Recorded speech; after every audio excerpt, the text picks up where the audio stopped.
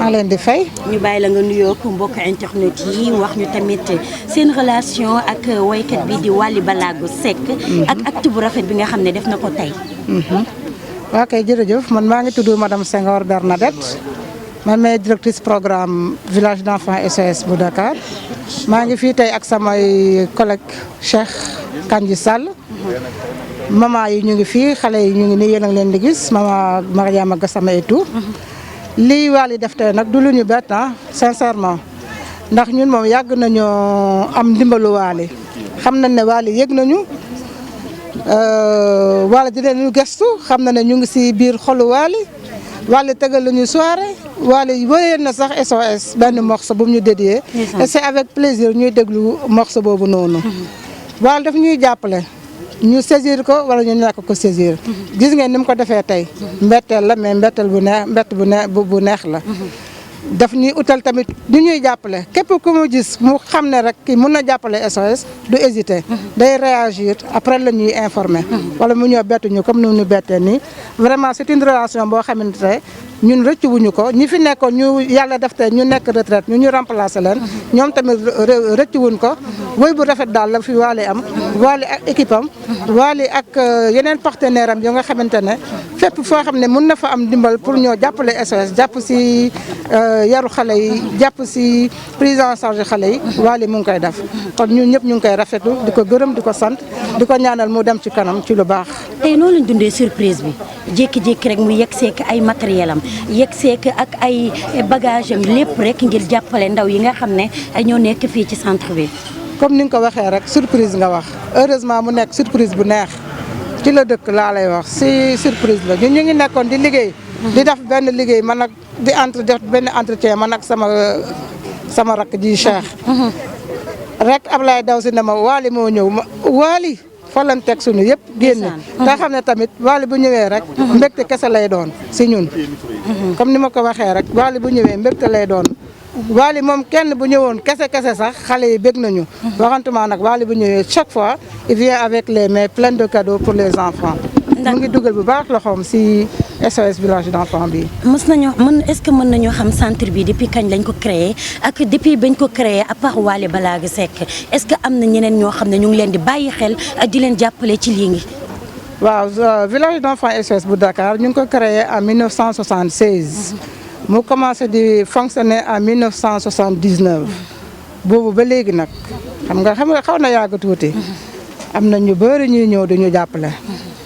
ñoo xamante ne mun nañoo tudd seen tur comme mun nañoo bàyyi noonu rek ndax su ma nekkee di tudd tamit mun naa juum waaye man bu ñuy fête suñu 40 ans yi en 2016 boobu laa am opportunité ma xamante ak Wally ndax boobu man maa yore woon lu ñuy wax collecte de fonds ma doon organiser benn soirée si grand théâtre ñu koy organiser ak Wally mii lan fa am yàlla ak Wally la ndax bu nekkoon ñun kese amuñ sax lu ñu fayee Wally waaye ban demee wax ak moom mu ne SOS mun ma leen a fayee ko donc mun nañ wax ne soirée boobu gratuitement la ko Wally def ñun ndax pour ñun te après la soirée dafa continuer di ñu jàppale di indi ay nit ñu ñuy jàppale après soirée bi am nañu yeneen Wally am na fi albumam bu mu génne 1000 kii la ñu indil fii nii ne jaay leen lu ngeen jaay ngeen def si yaru xale yi xam nga amuñu fayam voilà loolu rafet la def seen jafe-jafe maanaam les difficultés au quotidien yi ngeen xamante ne moom ngeen a jàkkoonteel fii. difficulté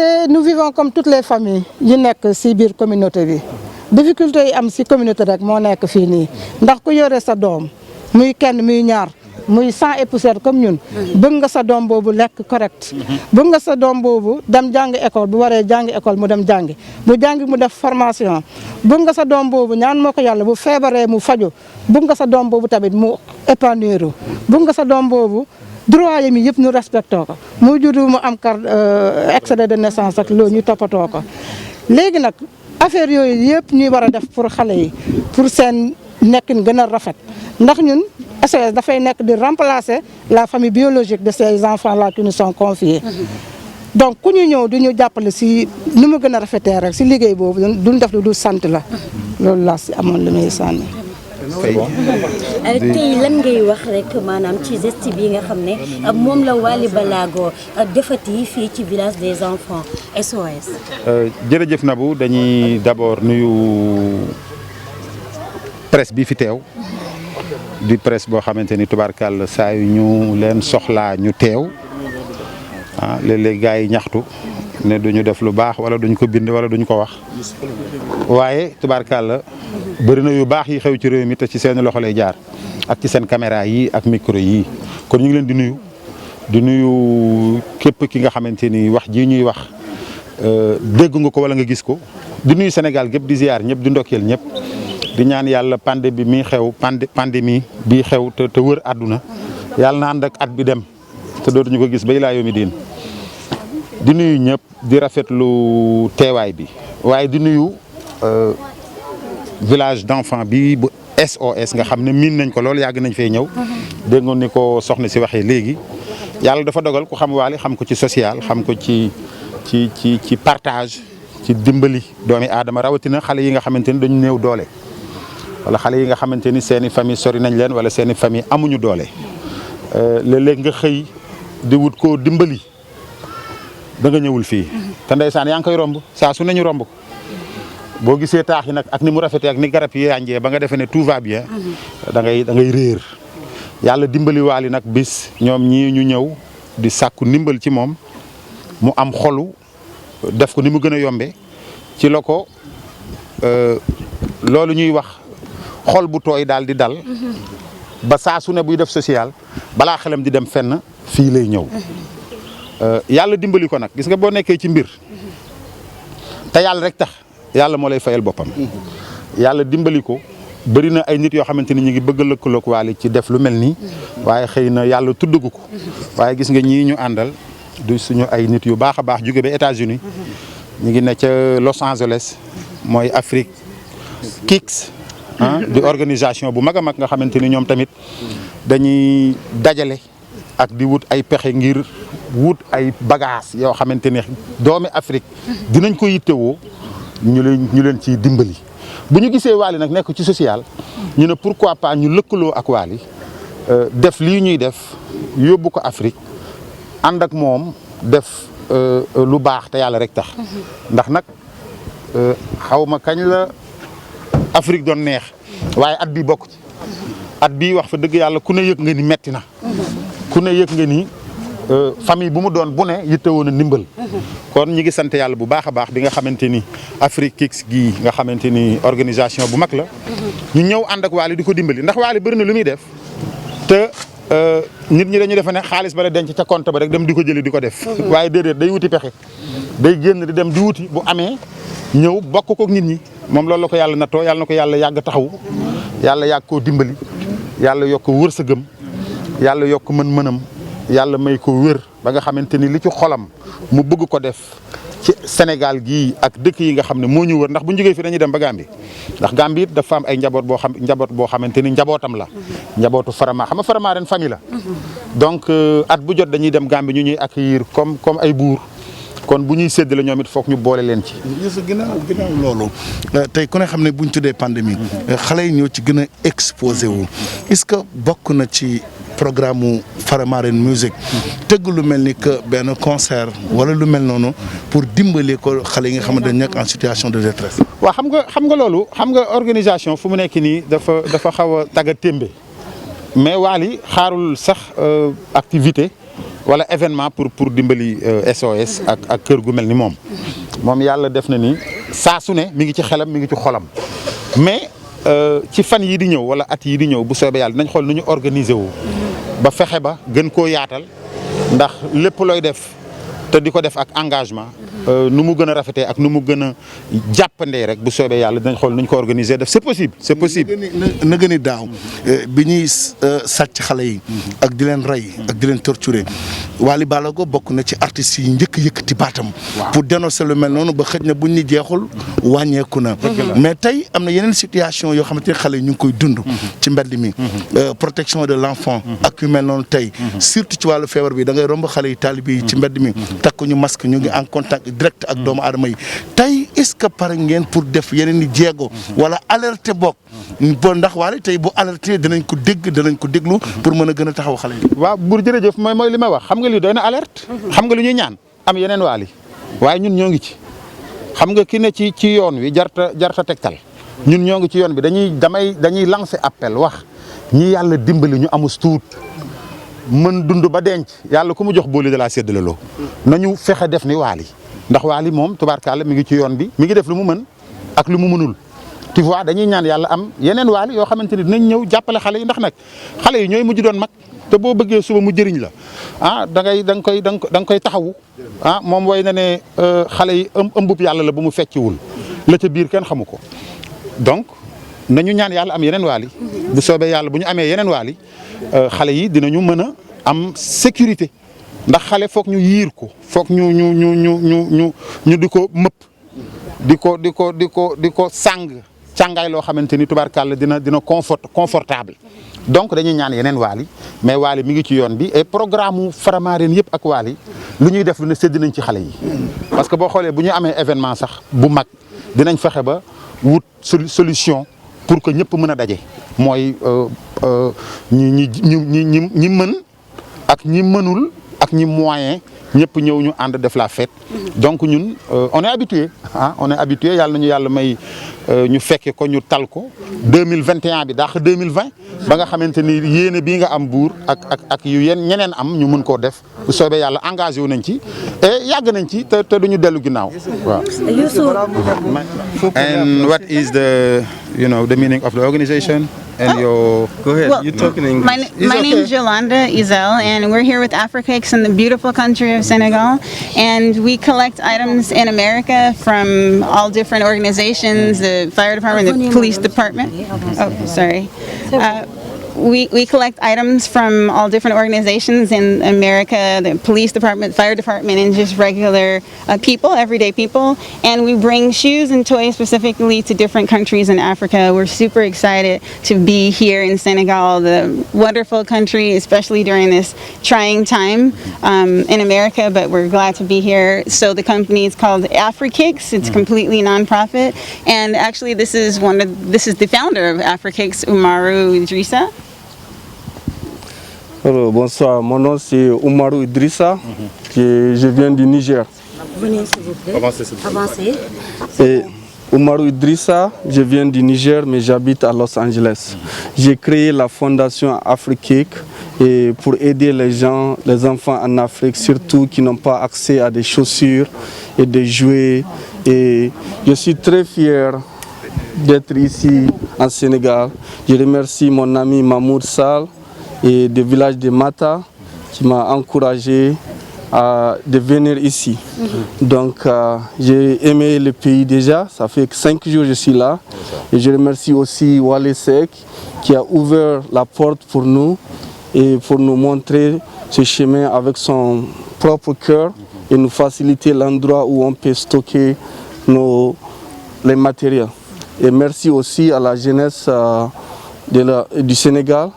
Je vous, Inch'Allah, après le samedi, on va faire une grande cérémonie d'ouverture dans l'école Étoffe 2 où on peut donner à 1000 élèves et 1000 enfants des jouets et des chaussures.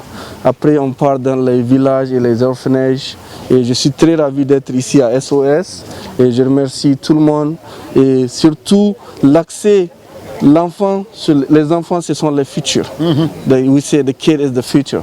So pour les encourager, c'est chose que j'avais pas quand j'étais un enfant à Niamey au Niger. Donc arriver à Los Angeles, comment je fais pour aider pas seulement mon pays, mais d'autres pays, d'autres frères et sœurs en Afrique. Donc la fondation a pris le soutien de beaucoup de stars de Hollywood. C'est eux, ils m'ont encouragé, ils m'ont fait des donations et ça m'a permis de venir jusque-là et repartir. Déjà, j'ai fait 5 pays en Afrique sur le tour du Sénégal. C'est un beau pays, c'est ma première visite ici. Donc c'est un pays que j'aime beaucoup, surtout la nourriture sénégalaise. Wally me donne tchèp chaque jour. Donc c'est vraiment, je suis très ravi d'être ici. Ici, ma partenaire numéro 1, elle est toujours avec moi. Elle est Yolanda, elle est née là-bas aux États-Unis. Elle me soutient 100% avec la fondation. Je la remercie beaucoup aussi. beaucoup d'autres personnes peur de venir en Afrique, surtout dans ces moments qu'on est. Mais elle est une guerrière. Elle est partout où je pars, elle est là. Elle travaille dur. Thank you for coming. You know? No. Est-ce que vous pouvez nous expliquer comment vous avez rencontré Wally Ballago Seck et aussi pourquoi le choix de Wally Ballago Seck parmi tant d'autres? So, Wally, je l'ai rencontré à Los Angeles. Donc, ça fait... À ce moment-là, je lui ai dit, OK, je vais passer au Sénégal. Donc, il m'a dit, dès que je viens, je lui contacte. Et c'est ça, on a gardé contact. Et après, ici, il m'a facilité la tâche. Je vous remercie, Wally. Merci beaucoup. C'est quelqu'un d'un fils du pays, il a un bon cœur et j'admire beaucoup ce qu'il fait ici. Excusez-moi, nous savons tous que l'immigration clandestine a vraiment affecté... L'immigration, c'est ça le plus dur en Afrique, ce qui se passe, surtout à travers beaucoup de gens, surtout au Niger. Je suis du Niger et j'ai perdu des amis. On traversé le désert pour aller vers la Libye et l'Europe. L'essentiel, on appelle au gouvernement. De supporter, de créer des choses pour la jeunesse, pour que ces gens d'éviter de la jeunesse, parce qu'on a besoin de la jeunesse ici, surtout dans tous les pays africains. Si on reste, si la jeunesse ici, on crée des emplois pour eux, on n'est pas des fainéants, on a juste besoin d'opportunités. C'est ça qui nous manque ici en Afrique. On appelle à nos leaders de créer quelque chose d'espoir pour la jeunesse, pour qu'on reste dans notre pays et ensemble on va construire le pays. Merci beaucoup. Merci. Il préfère ñëw jël seen portable di ko filmer après sorti ko def ko seen CD wala seen clé di ko déglu léegi je préfère ma defal leen live rek may leen ko. ñu gis ne jamono ji Wally Ballago Seck macha allah dafa capp loxoom ci soos ndax gisoon nañu jamono jii ñu doon dégg ne dafa am benn château foofee ca diwaanu États-Unis am na ak amul l'essentiel mu ngi jur polémique ci mim réew ñu jóge waat ci loolu ñu ñëwaat ci boîte de nuit bi nga xam ne moo xew foofee ca Magic Land ñu bëgg a xam nag loolu Wally Ballago Seck moom moo ko moom wala dafa yore gérance bi rek. waaw alhamdulilah amiin yaa rabbi man jaam laa te ñi am ay château ci partout dans le monde entier gënuñu ma doomi adama la te wala xadd karam na bani adama la buur bi yàlla wax waxul bani mbott waxul bani beneen culture waaw xam nga donc vraiment kër googu ñuy wax di polémique ñaa dafa baax boppam rek yéene ma ñaan naa yàlla am ko nag lu raw loolu waaye non loolu moom da ngay gars yi dañoo baax rek boîte bi ngay dégg Magic Land moomuma ko Magic Land moo jiitu Wally waaw non Magic Land ci boppam moo jiitu Wally boîte bi la ñu wane rek mais am na yeneen yoo xamante ni dañ ko war a doxal incha allah. non man vraiment décidé guma pour am suma boîte bopp. décidé guma ko pourquoi. bon je préfère ma téye ko ba ci kanam.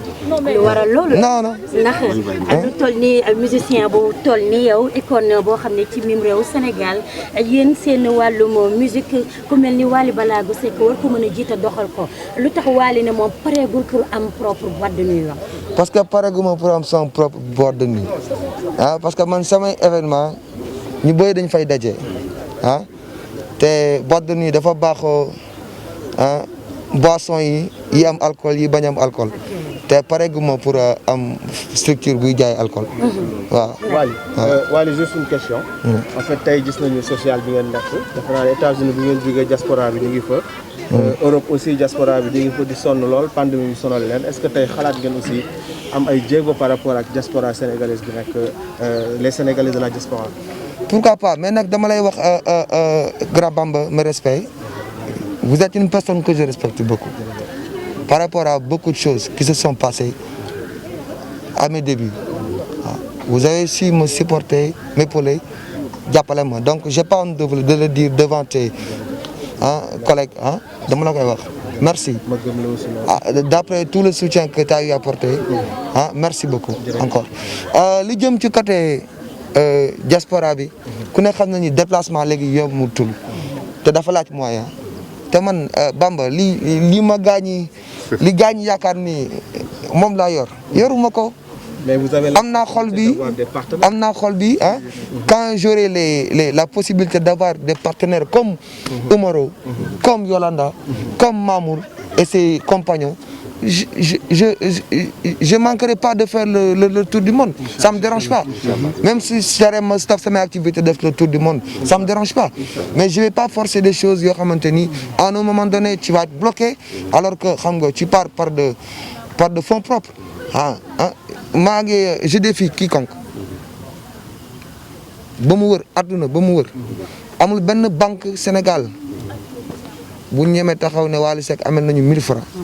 Je n'ai jamais eu de prêt de ma vie musuma ko def musuma def yooyu donc de fonds propres am na yoon soo ko def dafay metti am naa nag ñu may dimbale ay nit yoo xamante ni vraiment sës nañ ci man lépp lu ma laal ñu laal ci maa ngi leen di gërëm bu baax a baax a baax mais nag dafay metti après xam nga. en tout cas waaw non je dis que diaspora bi soxla nañu ko ngeen bàyyi ci xel bu baax a baax. incha allah merci beaucoup jaajëf mani dara newu ci xale yaay jàmbaar lañ te samay naataango lañ samay rakk lañu samay xarit lañ dara newu ci showbiz moom showbiz la ñëpp a ko bokk waaw affaire bi ku ci ne am nga sa wàll.